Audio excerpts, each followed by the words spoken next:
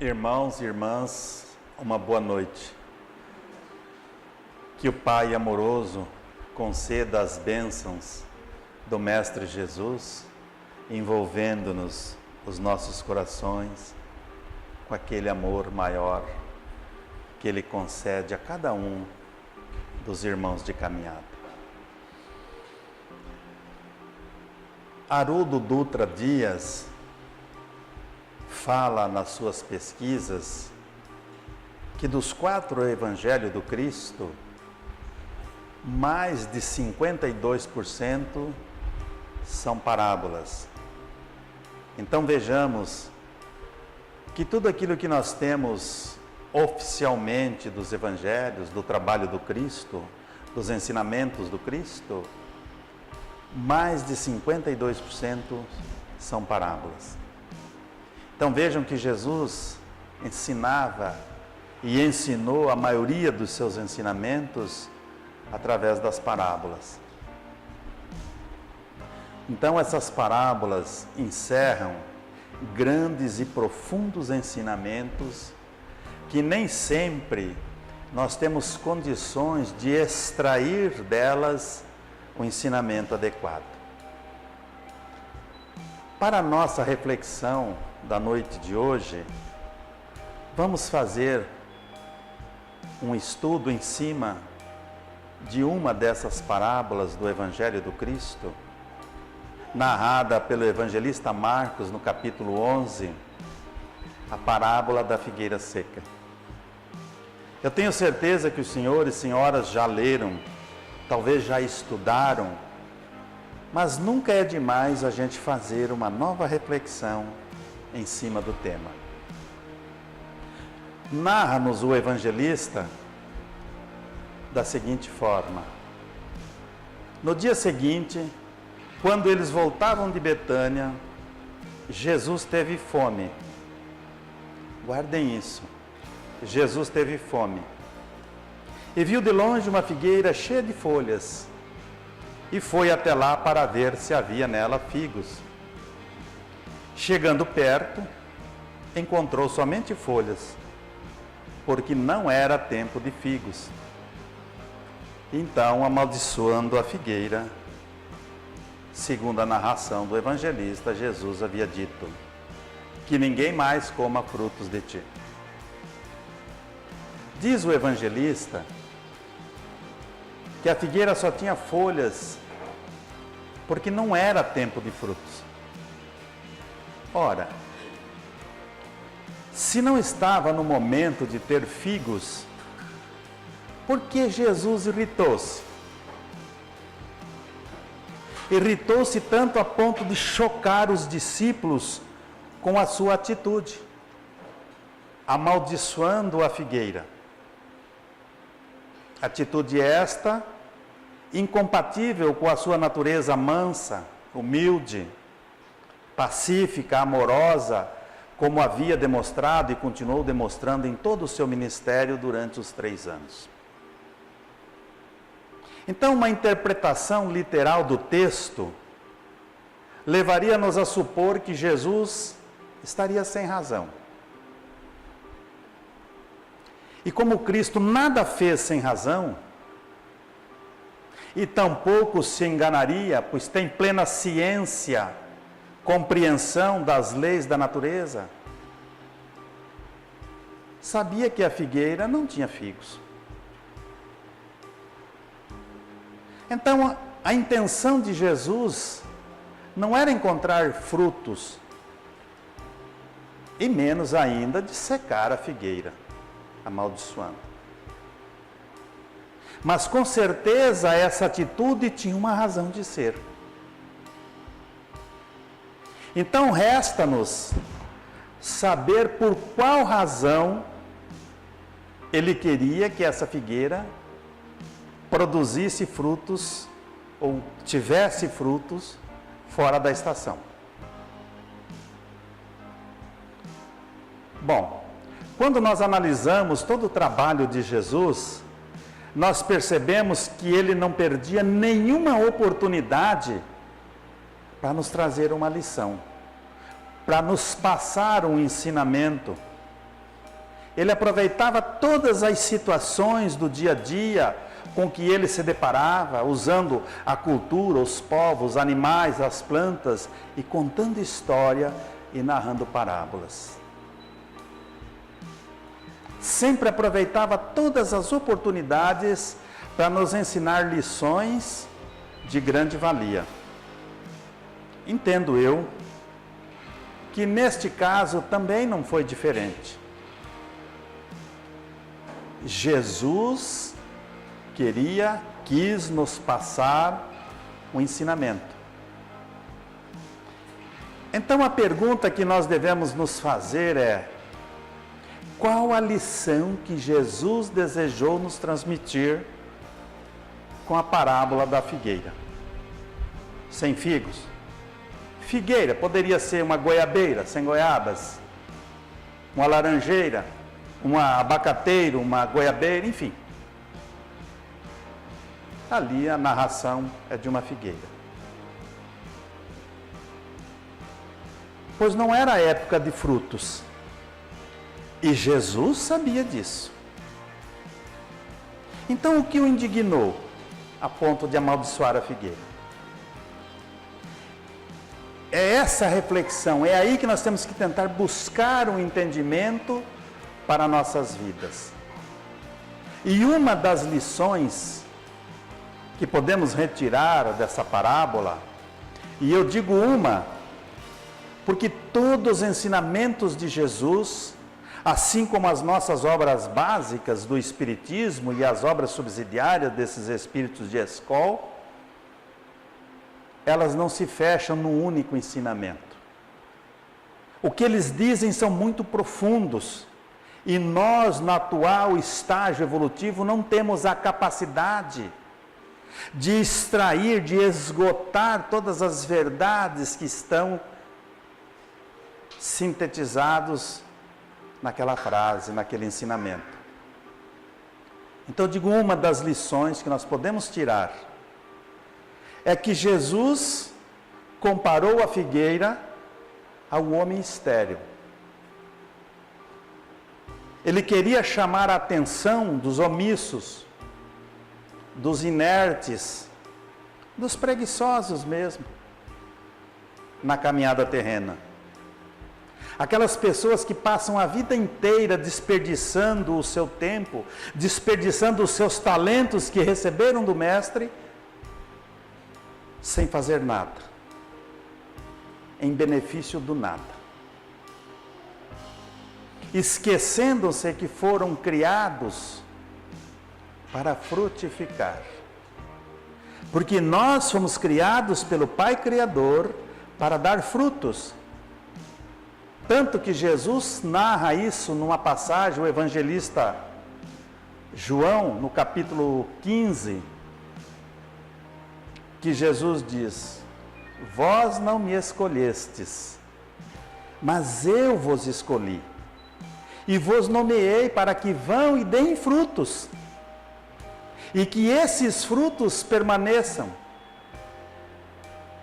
Então, dentro dessa ótica, podemos ser comparados a plantas que produzem frutos, para entendermos a parábola da figueira.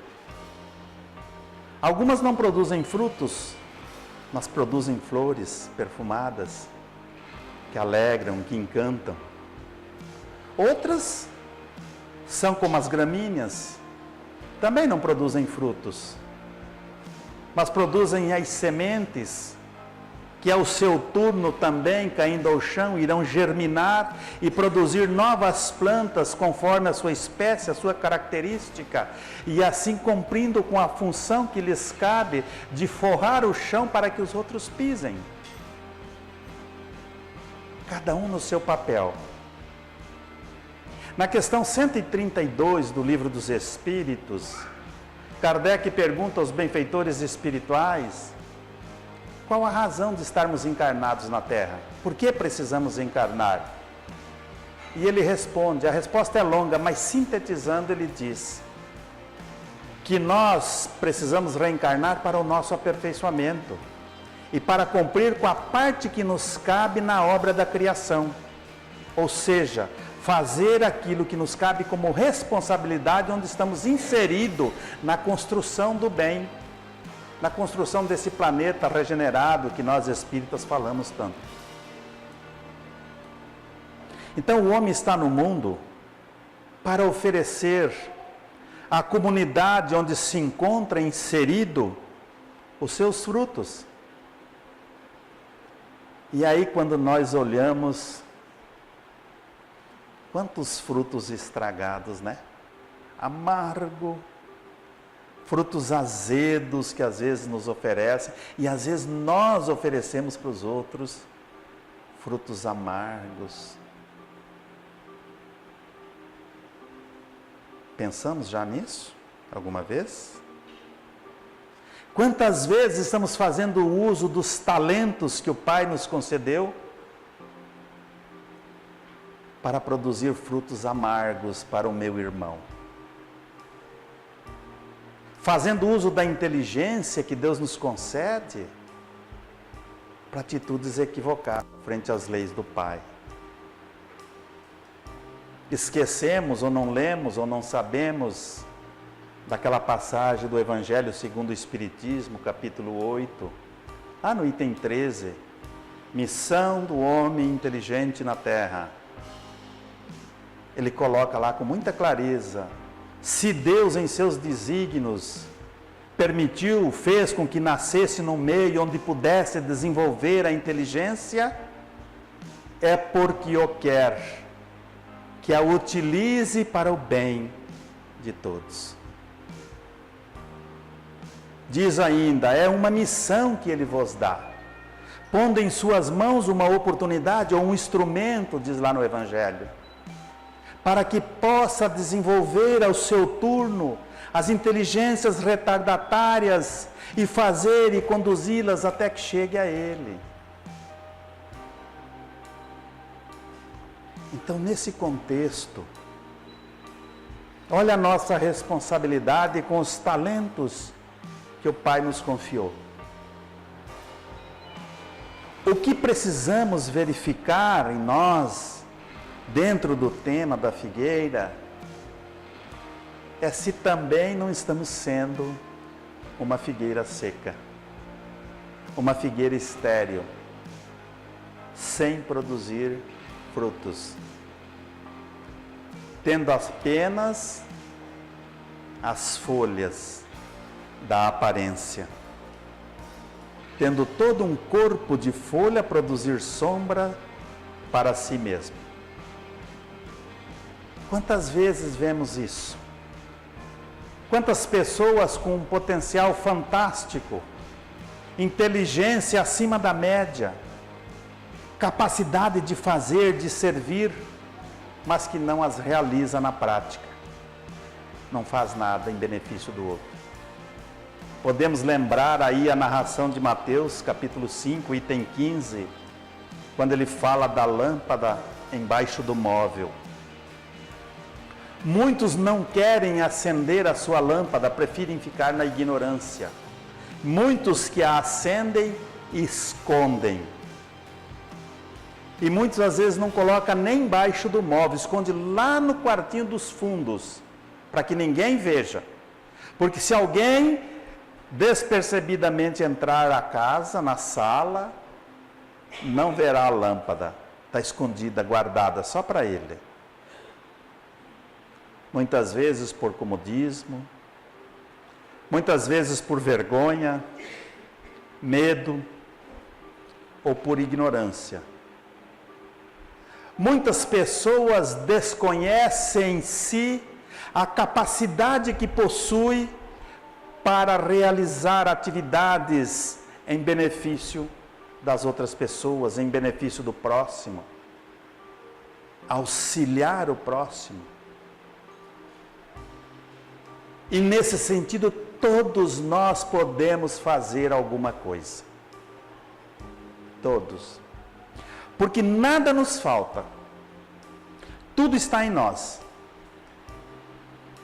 Deus plantou em nós a semente da inteligência para desenvolvermos a capacidade que nos leve à conquista das mais nobres aspirações na nossa vida.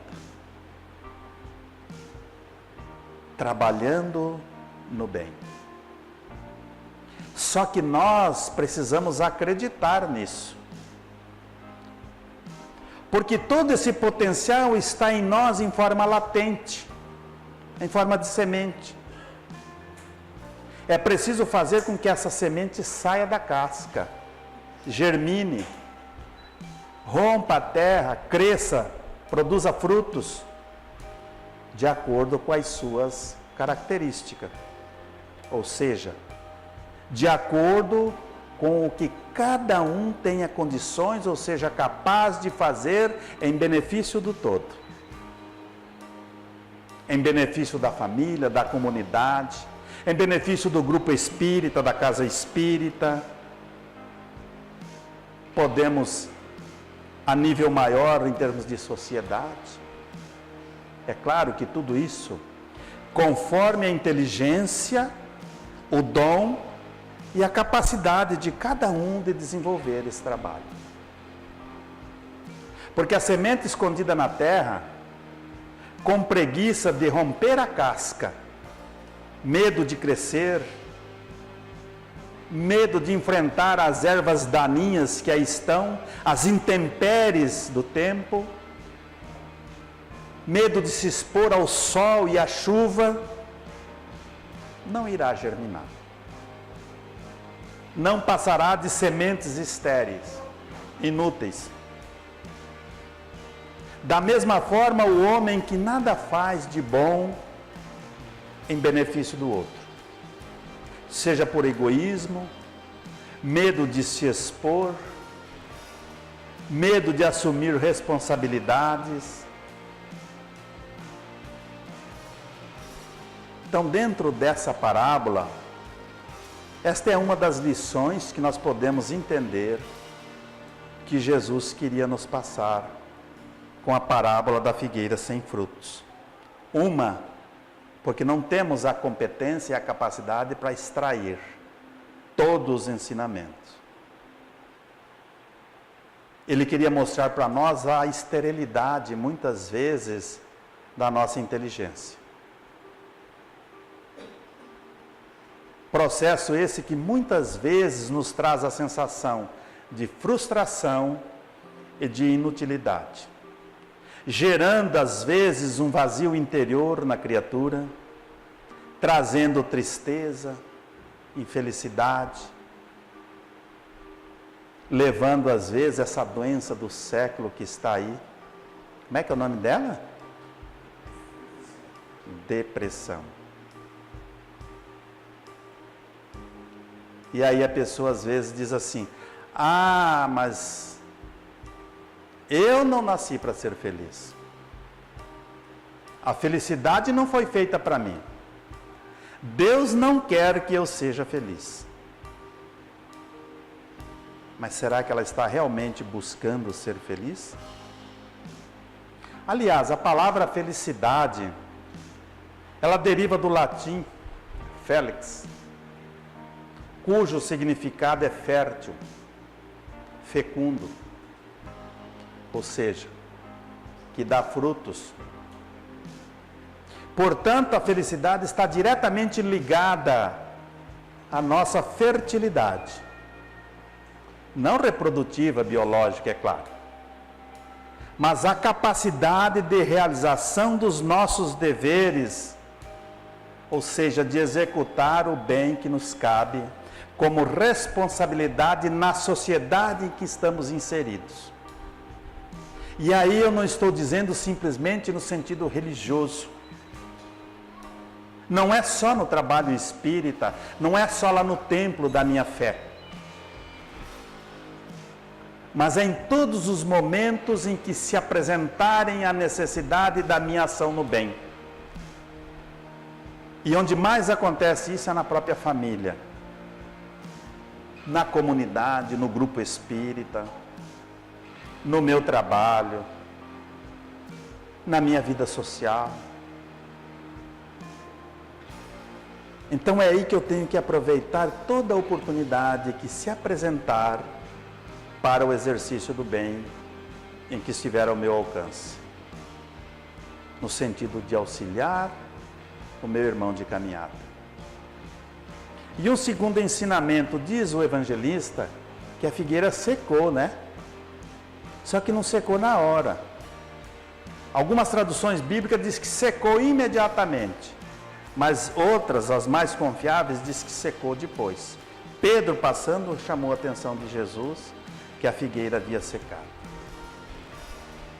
Esse secar da figueira, a qual se refere o evangelista, pode perfeitamente simbolizar também o sofrimento daquelas pessoas que são convidadas a saciar a fome de Jesus, na pessoa do irmão, e não faz. Todas aquelas pessoas que têm um potencial para frutificar, para se doar, para ser vivo, para viver, e não fazem. E vão murchando, vão secando, vão se isolando pelo seu próprio egoísmo, seu egocentrismo, e não fazem o bem que podiam fazer. Secam. Vocês conhecem alguém assim? Tem pessoas assim, aquelas que podemos chamar de mortas-vivas. Delas não se extrai nada de bom, nada de útil. Tem aquelas pessoas em que quando você vê, você já vai saindo, porque você vai evitar de conversar com ela. Porque se você falar, bom dia fulano, como vai? Já estragou. Você tem que falar só bom dia.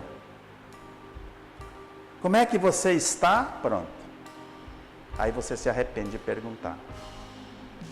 São pessoas que não produzem nada de bom para servir ao outro. Então vai secando. E um terceiro ensinamento, eu gostaria que vocês me respondessem: o que levou Jesus a se dirigir à figueira? O que levou Jesus a se dirigir à figueira? Pode me responder, me ajudem? Sentiu fome. Quando saía de Betânia de manhã, Jesus teve fome. Diz o evangelista, narra lá que ele teve fome. E eu perguntaria aos senhores e senhora, teve fome de quê? Será que a fome que Jesus teve, ou que narra o evangelista, não será, porventura, a mesma fome da sociedade hoje? Não será a mesma fome da humanidade hoje?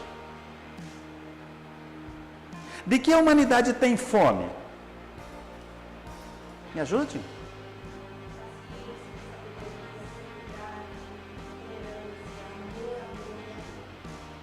Amor e amor, muito bom. Bondade, exato. Então vamos resumir isso. A sociedade tem fome das boas ações, das boas obras. Vamos sintetizar mais, fome do bem. A humanidade tem fome do bem. Frutos da figueira. A humanidade tem fome desses frutos. Ou seja, a necessidade na humanidade desses valores, dessas virtudes. E olha, todos nós somos capazes de produzir e de semear. Através das boas atitudes, das boas ações, nós podemos produzir isso. Fazendo uso dos talentos que o Pai nos emprestou. A inteligência. Que o Pai nos confiou para essa encarnação terrena, para a passada e confiará para a futura, se tivermos merecimento. Então é dessa maneira que nós podemos entender de que fome fala o evangelista, que Jesus estava sentindo. é a mesma fome que a sociedade está sentindo hoje. Porque não era fome física, orgânica, mas ele queria demonstrar que alguém que tinha muita capacidade de produzir o necessário, não produzia. Aí começa uma coisa interessante. É bem aí que começa a nossa responsabilidade. O que a gente tinha que ver com a figueira seca de 2000 anos, né? Se nós não produzirmos esses alimentos tão necessários nos dias de hoje, para saciar a fome dessa sociedade que está aí, não temos nada a ver com ela? Estamos inseridos nela, somos parte. Se nós não produzirmos, haverá um problema sério, já está havendo, né? De abastecimento desses recursos. E aí ocorre um fenômeno interessante. A carência desses alimentos, que começa em nós mesmos por não produzirmos, terminará nos atingindo também. Porque na vida é lei de causa e efeito, tudo é consequência. E somente vai receber quem a dá. Se negamos nossos talentos à sociedade em que estamos vivendo, inevitavelmente essa mesma sociedade não terá como nos abastecer desses recursos que fatalmente se farão necessários em nossa vida, que nós teremos necessidade. Os valores éticos, morais, a prova está aí. E como estamos falando de valores morais, vejam como eles vão escasseando.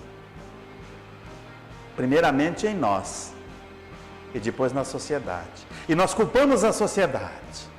E quem é a sociedade? A sociedade é feita das pessoas oriundas dos lares, das famílias. A pessoa deixa a família, sai do seio familiar para compor uma sociedade.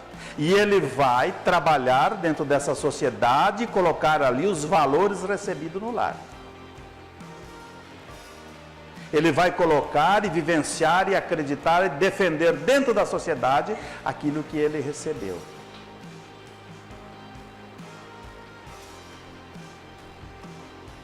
E hoje, como a própria seiva da figueira que foi extinguindo-se até secar totalmente, assim é a nossa sociedade hoje.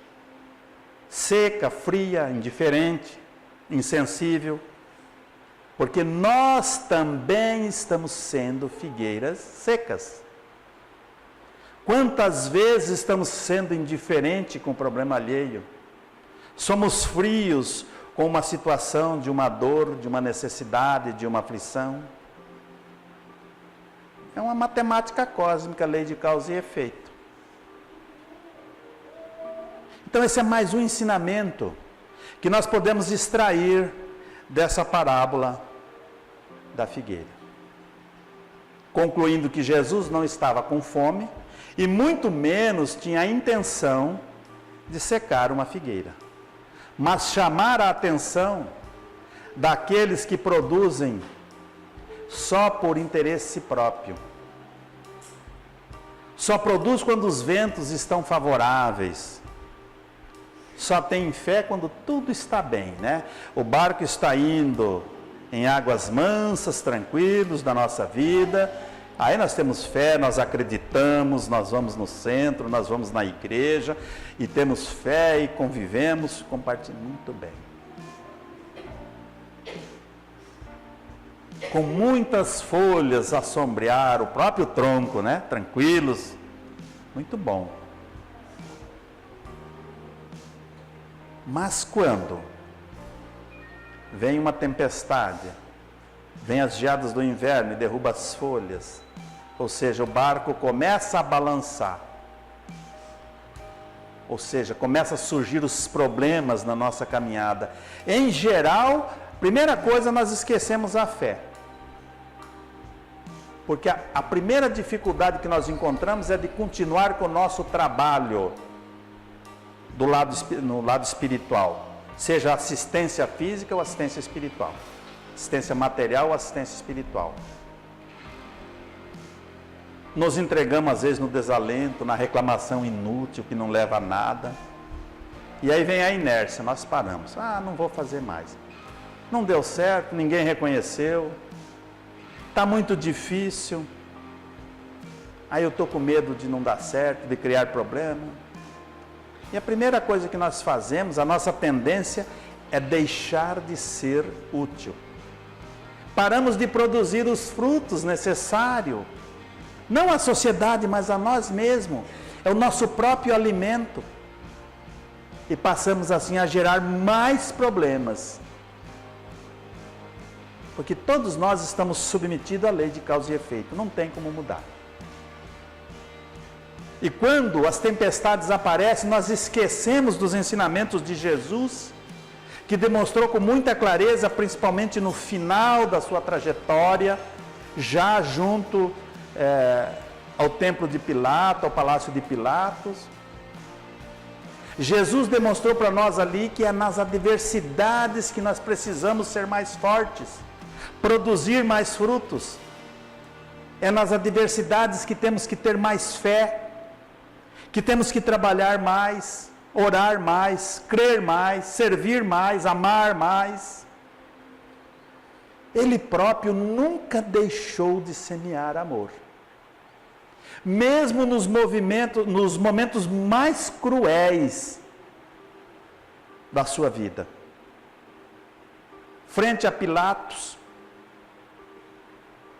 manso, tranquilo. Quando Judas chega para traí-lo, serenamente ele olha para Judas e dá a mão: amigo, aqui vens. Se fosse nós, espíritas, que sabemos das coisas, soubéssemos que alguém está vindo para trair mesmo, para mandar a gente para a prisão, e que nós não devemos. Como é que nós reagiríamos com o nosso companheiro da casa espírita, do trabalho, da vida? Gente, se vocês estiverem no mesmo nível meu, vocês baixariam a mão também. Não iriam ter a atitude que Jesus teve. Nós não estamos preparados para isso, mas nós temos que fazer um esforço. No palácio lá, quando os seus discípulos o abandonam, negam, ele olha amorosamente, num dizer silencioso: eu compreendo o medo de vocês. Então ele demonstrou para nós que é nos momentos mais difíceis que nós temos que estar mais serenos, confiar mais e amar mais. E com relação ao perdão, se no alto da cruz é um gesto que ainda não comove, vamos ler aquele livro do Espírito Amélia Rodrigues, Sou Eu, onde ela narra a paixão de Cristo. E ali o Espírito Amélia, na psicografia do Divaldo, diz que não foi a Maria de Magdala que Jesus se apresentou primeiramente após deixar o corpo físico, mas foi a Judas. Narra Amélia Rodrigues que Jesus, descendo aos locais onde Judas se debatia no magnetismo da corda que havia enforcado, e Judas, não podendo vê-los, mas sentiu a presença do Mestre, e Jesus diz a ele: Judas, perdoa-te o ultraje, para que a paz te aninhe o coração. Lembre do amor, para que possa se recuperar. Não te condenarei. Descanse um pouco mais. Os milênios te esperam. E eu também estarei esperando por ti. Que grande demonstração de amor e de perdão. E quantas vezes na nossa caminhada nós já chegamos a parar, a desistir, a se tornar às vezes uma figueira seca, simplesmente por pontos de vista, discordância ou descontentamento. Nós precisamos avançar. Quando nós conseguirmos agir com amor, seja em tempos de crise ou não, nós passaremos a ficar mais perto de Jesus. E aí ficaremos mais fortes, porque a nossa confiança aumenta. Nós nos sentimos mais encorajados. E aí os nossos desafios ficam menores. Eu digo menores, porque quando nós falamos que temos um problema, ele fica grande. É psicológico isso. Mas quando eu falo, eu tenho um desafio a ser vencido, eu já me coloco psicologicamente de igual para igual. A minha capacidade de vencer é muito maior, as possibilidades são muito maiores. Agora, quando eu acho que eu tenho um problema, esse problema se transforma em uma parede, às vezes, intransponíveis. Mas para isso tudo, fica uma mensagem para nós, devemos ficar atentos a uma outra fala do outro evangelista, Lucas, sobre a figueira estéril. Capítulo 13, 6 a 9. E vejamos se essas palavras de Jesus na narração de Lucas não tem alguma coisa a ver conosco, com a nossa vida. Alguém leu aqui, Exilados da Capela? Só levante a mão. Que bom. Diz o evangelista, diz Jesus na narração do evangelista Lucas. Um certo homem tinha uma figueira plantada em sua vinha e foi procurar nela frutos. Não achando, disse ao vinhateiro: eis que há 3 anos eu venho procurar frutos nesta figueira e não a acho. Corta-o, porque está ocupando a terra inutilmente. E respondendo o vinhateiro disse-lhe: Senhor, deixa-lhe mais este ano, até que eu a escave, eu regue, eu adube. Se der frutos, ela ficará. Se não der, depois então o Senhor mandará cortar. Então, enquanto o vinhateiro Jesus pede ao Senhor da vinha, o Pai da vida, que nos dê mais um tempo nesta vinha terra, planeta, aonde Jesus tem nos adubado e nos regado com todas as suas bênçãos, e nós espíritas muito bem sabemos disso. Eu convido a todos, senhores e senhoras, busquemos não desapontar esse vinhateiro. Ao contrário, procuremos sensibilizá-lo, tocar em seu coração, mostrando a ele que não somos figueiras secas, que não estamos ocupando a terra inutilmente.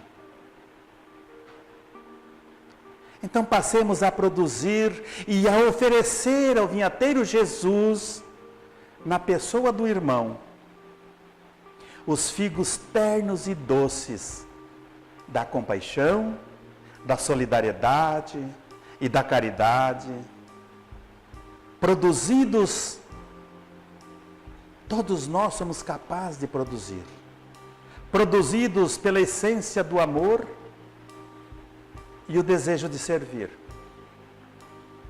Façamos isso enquanto estamos plantados nesta vinha terra do Senhor da vida, para quando Ele chegar, quando se findar esse ano, e o Senhor chegue, não mandar que sejamos cortados. Ou seja, nós espíritas sabemos bem que não venhamos a perder a oportunidade de viver no planeta regenerado. Porque em obediência às leis divinas, aqueles que não passarem serão forçados a ir lavourar em mundos primários, onde o solo que o espera é muito mais hostil e bem mais difícil de se cultivar do que o planeta Terra. Muito obrigado, que Deus abençoe a todos. Espero ter contribuído com alguma coisa a vocês. Muita paz.